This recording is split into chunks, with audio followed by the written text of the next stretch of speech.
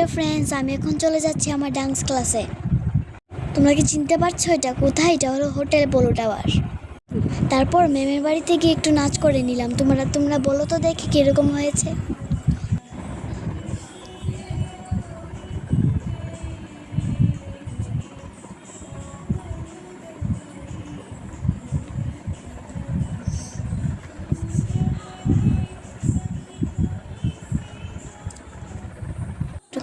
তারপর ক্লাস শেষ হওয়ার পরে সবাই মিলে একটু মজা করে নিয়েছি।